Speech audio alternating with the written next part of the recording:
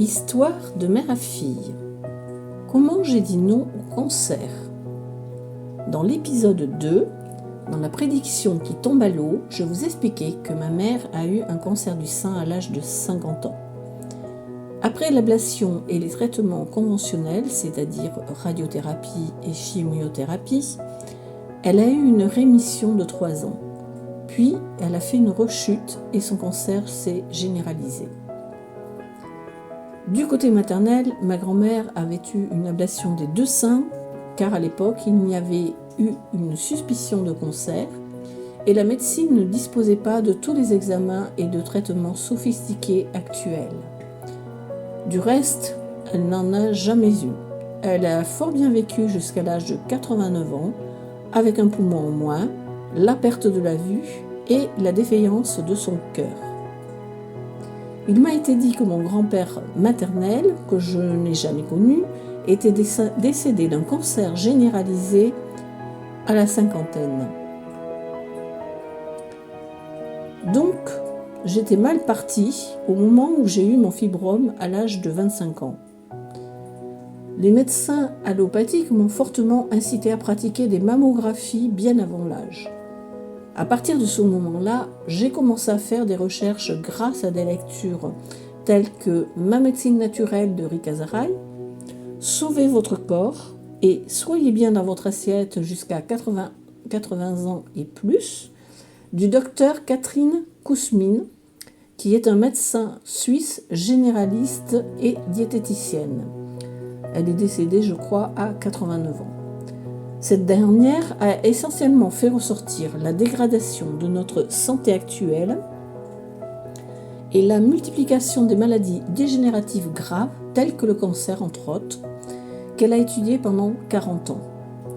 Elle a donc décrit toutes les pollutions de l'air, de l'eau, du sol et de notre alimentation. Elle a aussi élaboré des programmes préventifs de rééquilibrage alimentaire. Elle a mis en évidence également l'apparition de familles cancéreuses et intergénérationnelles.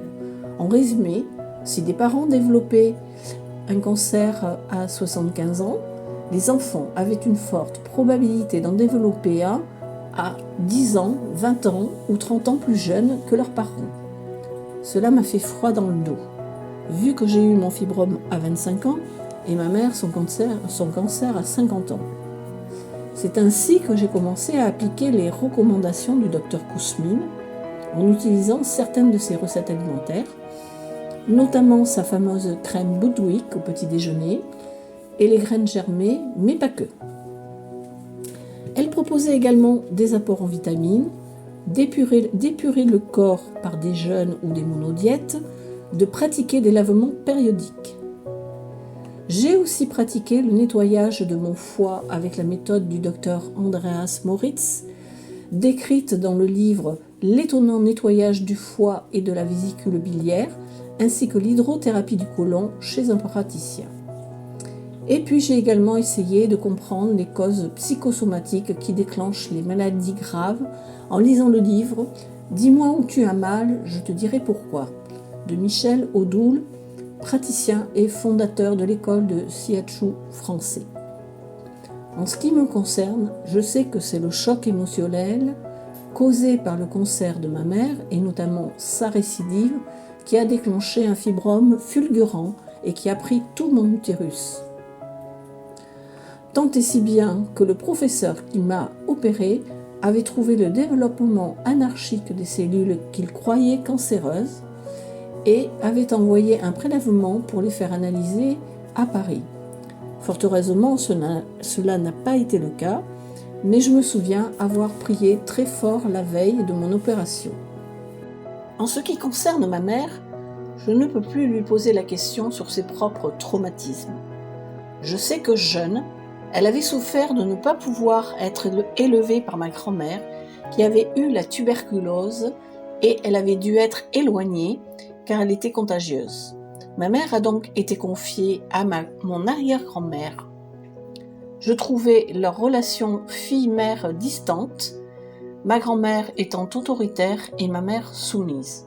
D'autre part, quand elle nous a élevés, je trouvais qu'elle ne s'occupait pas assez d'elle-même toujours à se sacrifier, d'abord pour ses enfants et pallier la défaillance de mon père.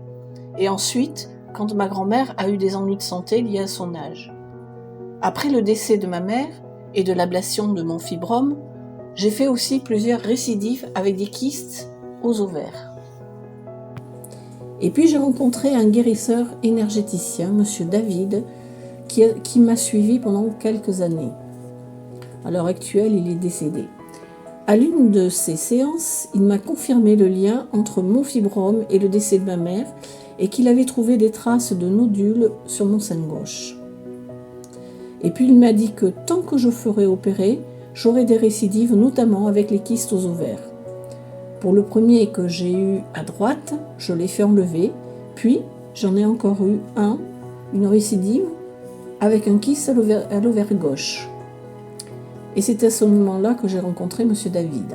Et il m'a dit qu'il m'avait coupé les liens karmiques avec ma famille. Cependant, je n'ai pas très bien compris en quoi cela consistait. Cela mériterait une explication ultérieure. À l'époque, je continuais à faire des mammographies et il m'a demandé d'arrêter et de les remplacer par des échographies.